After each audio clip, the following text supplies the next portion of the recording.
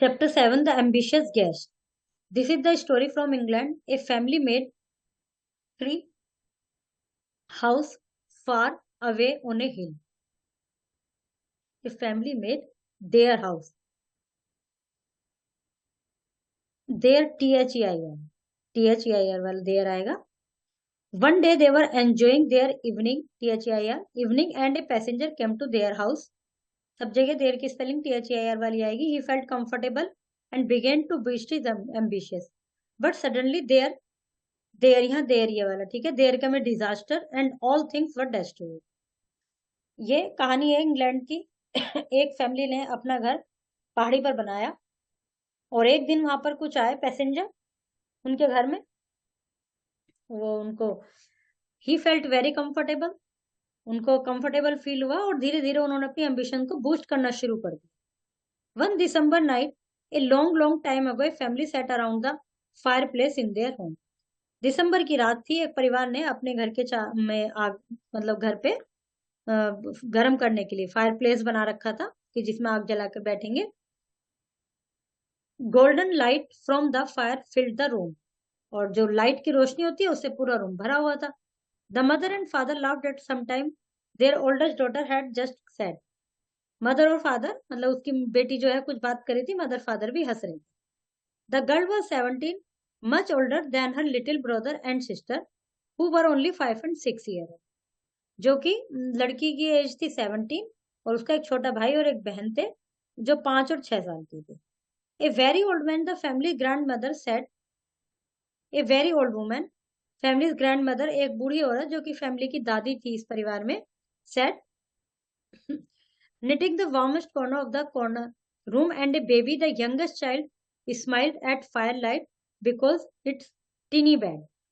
जो दादी थी वो सबसे ज्यादा गर्म जगह में कोने में ऐसी जगह पर बैठी थी ना सबसे ज्यादा गर्म आई थी. और एक बेबी था जो सबसे छोटा बच्चा था. वो आग की लाइट को देख देख कर अपने छोटे से बेड में लेटा हुआ आग की लाइट को देख देख कर हंस रहा था. देखते हैं इसमें क्या क्या है. ये दादी जी हो गई, ये मम्मी पापा हो गए, ये वो 17 वाली लड़की होगी, ये छोटे बच्चे हो गए 5 और 6 के.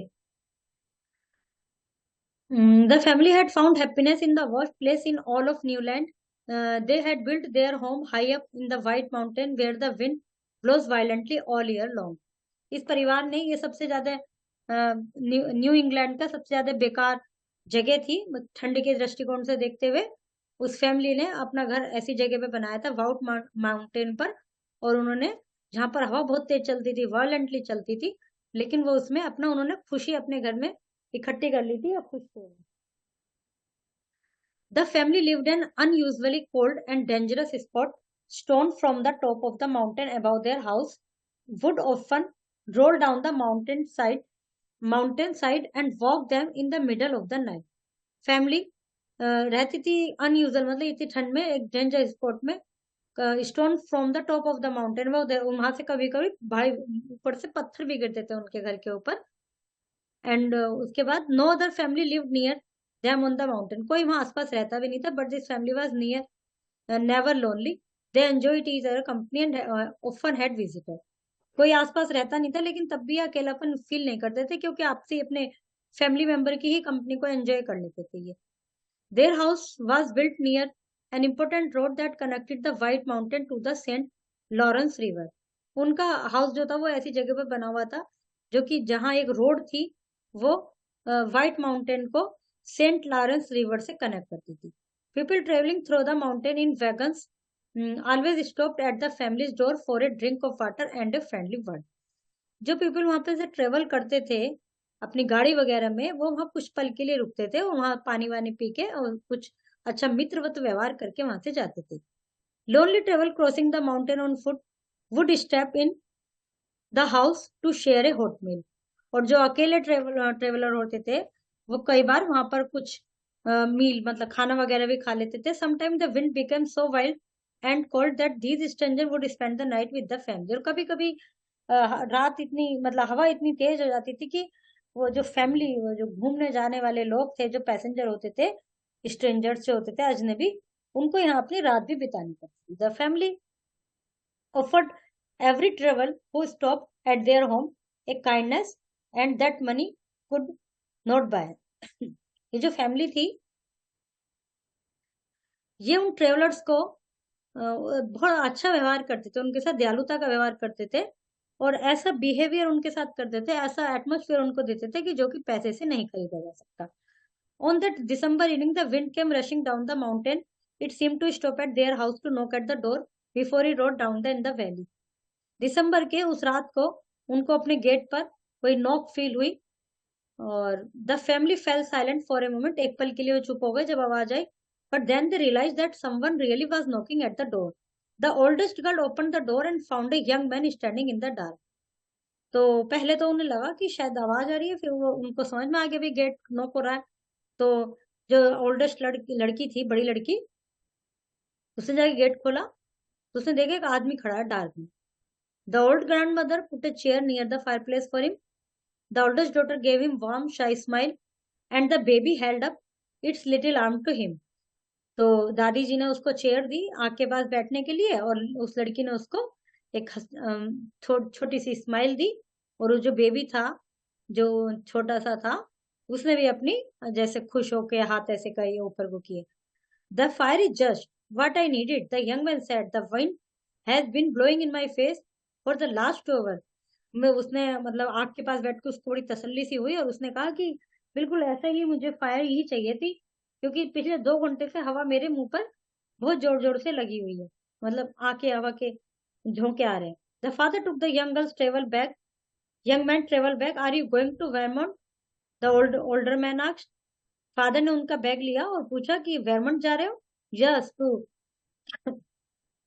बलिंगटन, द ट्रेवल रिप्लाई. उसने रिप्लाई दिया, I want to reach the valley tonight. मैं आज ही घाटी वहां पर पहुंचना चाहता हूँ, बलिंगटन में. But when I saw the light in your window, I decided to stop. I would like to sit and enjoy your fire and your company for a while. फिर मैं आज ही पहुंचना चाहता था, मतलब मैं रुकना नहीं चाहता था, लेकिन जब मुझे आपकी खिड़की खुली दिखाई दी और लाइट जलती हुई दिखाई दी, तो मैंने डिसाइड किया कि मैं रुकूं, तुम्हारी कंपनी एंजॉय करूं, आग को एंजॉय करूं कुछ पल के लिए.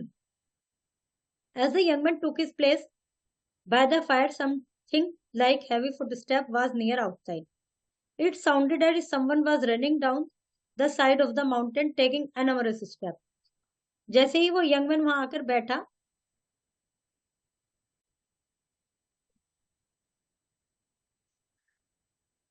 तो जब वो यंग मैन वहां पर बैठ गया था, तो उन्हें किसी के कदमों की आवाज सुनाई दी, जो कि बहुत तेजी से बड़े भारी भारी कम से पैर रख रख के जाने के बाद. The father looked out one of the window. उन्होंने खिड़की से बाहर देखा. The old mountain has thrown another stone at us again. तो उन्होंने देखा कि एक दूसरा पत्थर पहाड़ पे से हमारे पास आया है. He must have been offered that we would get forget him. उसको लगता है कि हम उसे भूल ना जाए. He sometimes shake his head and make us think he will come down on the top of us. The father explain to the young man. तो फादर ने यंग मैन से कहा कि वो जो माउंटेन है वो मैं बार बार याद दिलाता रहता है कि मैं उनके ऊपर हूँ. But we are old neighbour. He smile. लेकिन हम भी यहाँ के बहुत पुराने पड़ोसी हैं. And we manage to get along together pretty well. Beside, have made a safe hiding place outside to protect us in case of slight bring to the mountain down on your heads. तो उन्होंने कहा कि हमें यहाँ का सब कुछ पता है, और हमने तो अपने लिए एक सेफ प्लेस भी बना रखा है छुपने के लिए, यदि बिल्कुल ही माउंटेन पर ज्यादा पत्थर गिरने लगे या कुछ वहां से गिरने लगे नीचे. As the father spoke, the mother prepared a hot meal for their guest. While he ate, he talked freely to the family as if it were his own.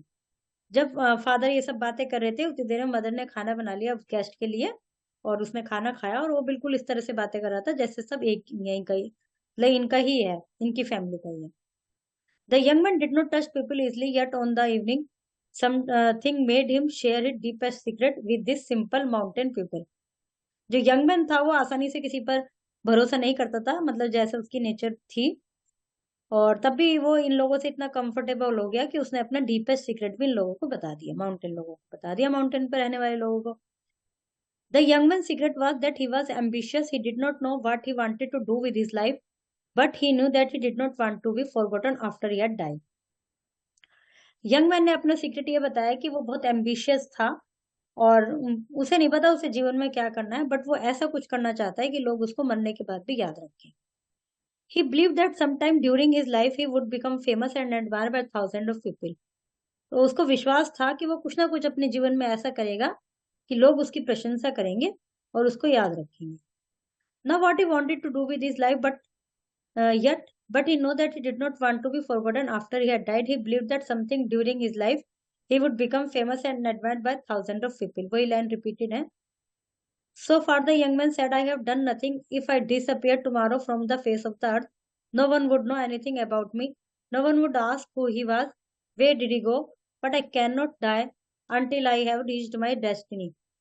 Then let death come. I will have built my monument. तो उसने कहा कि मतलब मैंने अभी तक कुछ भी नहीं किया। यदि मैं कल पृथ्वी पे से गायब हो गया, मेरे कुछ हो गया, कोई भी मुझे याद नहीं करेगा, कोई सोचेगा ही नहीं कौन था वो, कहाँ गया। लेकिन मैं कुछ ना कुछ करना चाहता हूँ अपने जाने से पहले। The youngest one powerful emotion touch the family, they smile. उसके जो पावरफुल इमोशंस थे उससे फैमिली बहुत इंप्रेस्ड हो रही थी, वो उसकी बातें बहुत ध्यान से सुन रहे थे, वो हंसे। You laugh at me, the young man said, taking the oldest daughter hand. You think my ambition is silly. अब उसने उसको देख लिया हंसते हुए, तो जो बड़ी बेटी थी उससे कहा, तुम मेरे ऊपर हंस रही हो, तुम मेरी जो इच्छा है उनको मूर्खता समझ रही हो। She was very shy and her face become pink with embarrassment. It is better to sit here by the fire, she whispered, and be happy even if nobody thinks of us. तो वो बड़ी, उसको थोड़ा शाई feel हुआ, embarrass हो गई वो, और उसने अपने आप में कहा कि चुपचाप बैठना ही में फायदा है। Her father stared into the fire. उसके फादर आग की तरफ देख रहे थे। I think there is something natural in what the young man says, and his words have made me think about our own lives here. तो father सोच रहे थे, यंग मैन ने कहा कि words have made me think, कुछ शब्दों ने मुझे ऐसा बनाया है कि मैं ऐसा सोचता हूँ।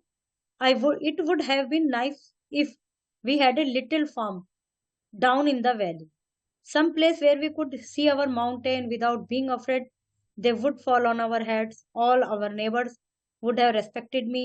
Moreover, when I had grown old, I would die happy in my bed. You would put a stone over my grave so everyone could know I lived an honest life. तो उसने कहा कि मेरी इच्छा है कि यहाँ पहाड़ों के नीचे ऐसा कोई जगह हो इस एनवायरनमेंट में रहने की, और मेरे को अंदर डर भी ना हो कि भाई पहाड़ मेरे ऊपर गिरेंगे, ऊपर से पत्थर आ रहे हैं, और जितने भी मेरे पड़ोसी हैं सब मेरी रेस्पेक्ट करें, और जब मैं यदि मर जाऊं तो मेरी ग्रेव के ऊपर एक स्टोन रखा जाए, जिससे लोगों को लगे कि मैंने कितना अच्छा ऑनेस्ट जीवन जिया। You see, the young man cried out, it is our nature to want a monument. Some want only stone on the grave, other wants to be part of everyone's memory, but we all want to remember after we die. तो उसने कहा कि हम सभी चाहते हैं कि हमें याद किया जाए हमारे मरने के बाद। कोई चाहता है कि मेरी ग्रेव पर कोई पत्थर रखा जाए, कोई कहता है मेरी उसमें मॉन्यूमेंट बनाया जाए। The young man threw some more wood on the fire to chase away the darkness. आदमी ने आग में और लकड़ी डाली। The fire light fell on the little group around the fireplace, the father strong arms and mother gentle smile. He touch the young man proud face and the daughter shy one. तो father के जो strong arms थी, जब और लकड़ियां डाली तो पूरे ग्रुप पर लाइट आ गई। जब और जैसे आग में और लकड़ी डालते हैं ना तो वो एकदम तेजी से जलती है। तो क्या देखा कि यंग मैन का जो चेहरा बड़ा प्राउड ही था, प्राउड वाला था। लड़की के चेहरे पर शाइनेस थी। It warm the old grand mother still knitting in the corner. She looked up from her knitting and with her finger still moving the needle. She said, old people have their secret just as young people do. तो वो जो दादी थी वो sweater बुन रही थी, तो अपनी उंगली वो आग की तरफ भी देख रही थी, उन लोगों की तरफ भी देख रही थी, उसके बाद भी उनकी उंगली निडल्स पे चल रही थी, मतलब सलाई पर। और फिर वो बोली कि जैसे यंग लोगों के वो होते हैं ना सीक्रेट, ऐसे बूढ़े लोगों के भी होते हैं। The old woman said she had made her funeral cloth some year earlier. उसने कहा कि मैंने तो कुछ साल पहले ही अपना फ्यूनरल क्लॉथ भी बना के रख रखे हैं। They were the finest cloth she had made since her wedding dress. She said that her secret was a fear that she would not be buried in her best cloth.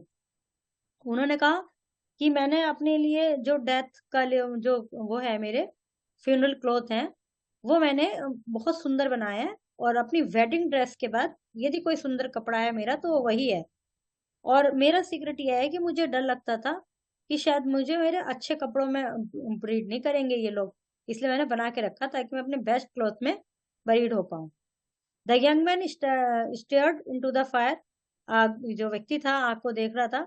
Old and young he said, we dream of graves and monument, I wonder how sailor feel when their ship is sinking and they know they will be buried in the wide and nameless grave that is the ocean. बड़े और मतलब बूढ़े और जवान सभी के कुछ dreams होते हैं, सब ग्रेव की, मॉन्यूमेंट्स की ड्रीम करते हैं। और मुझे बड़ा आश्चर्य है जो सेलर होते हैं जिनके शिप डूब जाते हैं वहीं, और उनको पता नहीं, उनको वहां पे वो ऐसे इतने बड़े समुद्र में बिना नाम के खुले में उनको ऐसे ही बरीड कर दिया, वे ऐसे ही खुद ही दफन हो जाते हैं वहां पर, खुद ही बरीड हो जाते हैं जो उनका जहाज डूब जाते हैं। A sound rising like a roar of ocean shook the house, एक बहुत ज्यादा एक साउंड आई, rising like the roar of ocean, जो पानी के जैसे लहरों की आवाज होती है, जिसने पूरे घर को थोड़ा कंपन सा, वाइब्रेशन सी फील हो गई। Young and old exchange one wild look, then the same word burst from their lips, सभी एकदम थोड़ा डर गए कि भी क्या हुआ, एकदम आवाज सी आई। द स्लाइड स्लाइड, तो सभी ने कहा स्लाइड आया है, तुम जैसे कंपन सा जो होता है ना, जैसे हम लोग समुद्री लहरें होती हैं और जैसे एक तरह से अर्थक्वेक की वाइब्रेशन, तो ऐसा उनको फील हुआ। तो उन्होंने बोला स्लाइड आ गया, slide slide. They rushed away from the house, घर से बाहर आ गए, into the darkness to the street spot the father had built to protect them from the mountain slide. और वो जब बाहर आ गए बिल्कुल अंधेरे में, सीक्रेट स्पॉट पर, उस जगह में आ गए, गुप्त जगह में जो फादर ने बना रखी थी माउंटेन स्लाइड से अपने आप को बचाने के लिए। जो पत्थर, जैसे अभी तो एक दो पत्थर गिर रहा है, जब बहुत सारे गिरेंगे तो बहुत सारी आवाज आएगी, घुर्र इस तरह की, जैसे जब बादल गरजते हैं वो वाली आवाज। तो वो भाग के अपनी उस जगह में आ गए जो फादर ने सीक्रेट जगह बना रखी थी, और जो आवाज थी वो उनको समुद्र की रोर की तरह फील हो रही थी। The whole side of the mountain came rushing toward the house like a waterfall of destruction. But just before it reached the little house, the wave of earth divided into two and went around the family home. जब वो जो पूरा जो ऊपर से गिरता हुआ आ रहा था वो उनके घर तक पहुंचता, उससे पहले ही एक डिस्ट्रक्शन हुआ, उसमें बीच में बाधा आ गई। The wave of earth divide into two, जो पृथ्वी की जो वो थी दो भागों में बढ़ गई, उनके जो घर था उससे दूसरी साइड जाके गिरे वो पत्थर। Everyone and everything in the path of the terrible slide were destroyed except the little house. सब कुछ उनके रास्ते में, जो भी उसके पत्थरों के रास्ते में आया, पहाड़ पहाड़ के गिरने के आया, माउंटेन स्लाइड्स होते हैं ना, जैसे लैंड स्लाइड होते हैं ऐसी माउंटेन के स्लाइड होते हैं, तो जो भी उनके रास्ते में आया सब कुछ नष्ट हो गया एक्सेप्ट उस घर के अलावा। The next morning, smoke was seen coming from the chimney of the house on the mountain. और अगली सुबह उस घर से धुआं निकलता हुआ दिखाई दिया गया। Inside, the fire was still burning. The chairs were still drawn up in half circle around the fireplace. It looked as if the family had just gone out for a walk.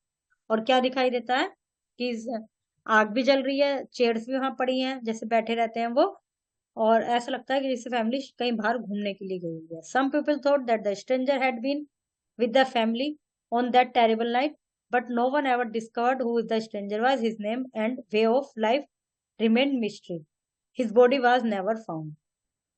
और उस परिवार के साथ जो stranger था वो कौन था, उसका क्या नाम था, ये एक मिस्ट्री है, और उसकी बॉडी भी कभी नहीं मिली, वो कहाँ गया नहीं पता।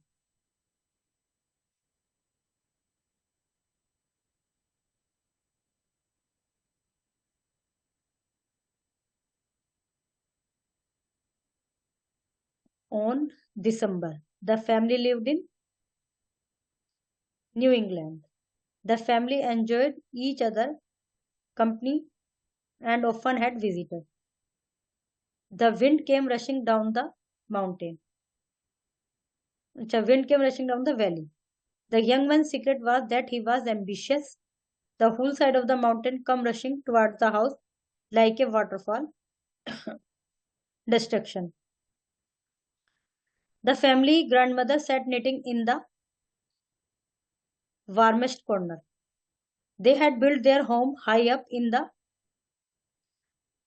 White Mountain. The family lived in an unusually cold and dangerous spot. The family offered every traveler who stopped at their home a kindness, that money. The travel was going to Burlington. Everyone and everything in the path of the terrible slide were destroyed except the little house.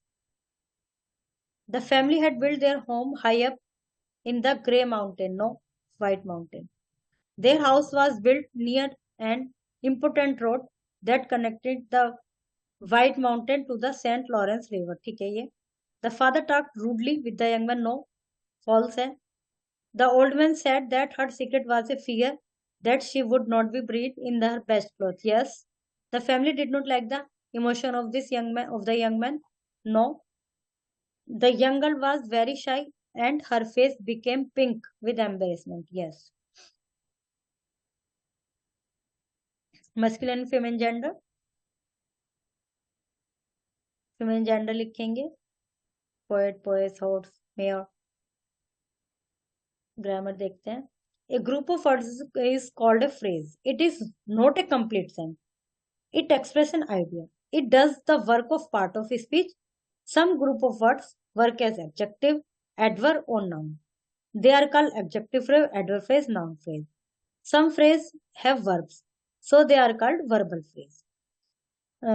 एक सबसे पहले तो होता है sentence. Sentence complete sense देता है. Sentence में verb भी होती है, लेकिन कई बार पूरा नहीं होता. सेंटेंस का सेंस कंप्लीट नहीं होता बट सेंस होता है. तो जो ग्रुप ऑफ वर्ड जिसमें कुछ सेंस होता है, कंप्लीट तो नहीं होता बट सेंस होता है, वो फ्रेज कहलाते हैं. जो कुछ फ्रेज तो एडजेक्टिव की तरह काम करते हैं वो एडजेक्टिव फ्रेज कहलाते हैं. कुछ एडवर्ब की तरह काम करते हैं वो एडवर्ब फ्रेज कहलाते हैं. और कुछ नाउन की तरह काम करते हैं तो वो नाउन फ्रेज कहलाते हैं. उसके अलावा कुछ फ्रेज में वर्ब भी होती है तो वो वर्बल फ्रेज कहलाते हैं. जैसे Manish is a charming man. Vidya dresses gracefully. In the first sentence, charming is used an adjective which tells us about the noun man. In the second sentence, gracefully is used as adverb which tells her how Vidya dresses. Instead of writing the sentence like these, we could use adjective phrase and adverb phrase. Manish is a man of great charm. So Manish is a charming man. Vidya dresses in gracefully manner.